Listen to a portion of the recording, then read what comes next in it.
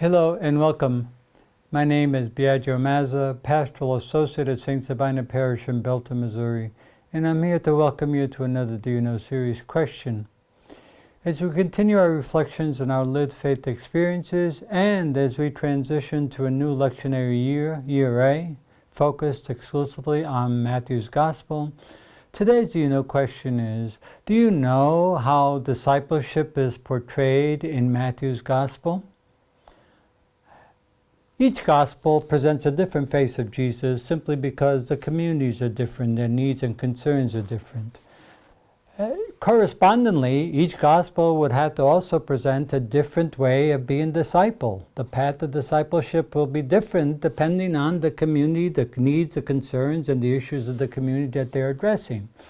And so as a result, what we have in Matthew's Gospel is a community that is continually struggling with its belief in Jesus as a long-awaited Jewish Messiah, while it's being ostracized by fellow Jews for believing in Jesus as the long-awaited Jewish Messiah. And so this issue of this tension that exists within the community, as well as the tension of accepting and problematic accepting of Gentiles into their community as followers of Jesus, these issues present great tension within the community. And so with Jesus no longer with them, what Matthew's community needs is disciples who have understood Jesus perfectly and who can speak with the authority that Jesus spoke to really present the teachings the way Jesus understood them and to model for them the teachings both in word as well as in example.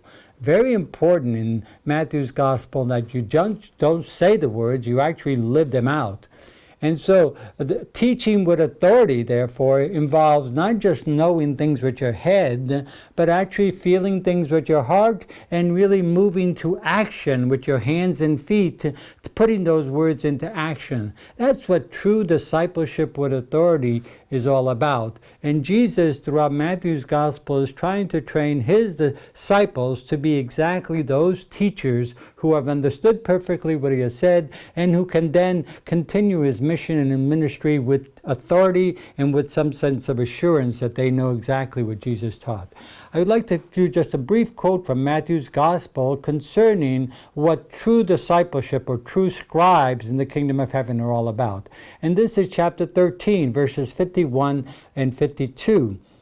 And they are this. Jesus says to his disciples, "Do you understand all these things?" They answered, "Yes."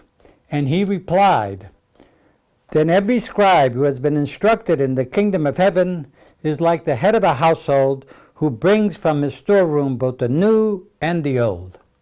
So in other words, what this means in the context of Matthew's Gospel is that disciples are those who are in touch. Remember, he's talking to Jewish communities. Disciples are those who are in touch with the wisdom of the Torah that has been handed down to them, but at the same time are open to new perspectives and new ideas, especially as that Torah is interpreted and deepened and expanded by Jesus. And so those are the kinds of disciples that Matthew sees as necessary for his community. And one literary thing that Matthew does, Matthew uses Mark as his primary literary source. And in Mark's Gospel, the disciples are having great difficulty understanding what Jesus is about and what his words mean. And so Mark uses what we call a dumb apostle technique. Well, whenever Matthew looks at Mark as his primary source and comes across the dumb apostle techniques, he changes the disciples to PhD candidates who have understood perfectly what Jesus has said, and now they too can teach and carry out the mission and ministry of Jesus with assurance of being right on track with what Jesus' teaching were, and with authority, the authority that Jesus gave them. So in word and deed, all that Jesus taught them and so on, the disciples know and are able to carry it on.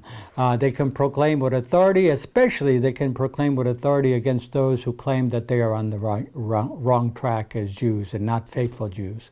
And so oftentimes in Matthew's Gospel, the disciples are pictured as having a little faith, and yet they continue to trust in God as one and Jesus who promised to be with them even to the end of time.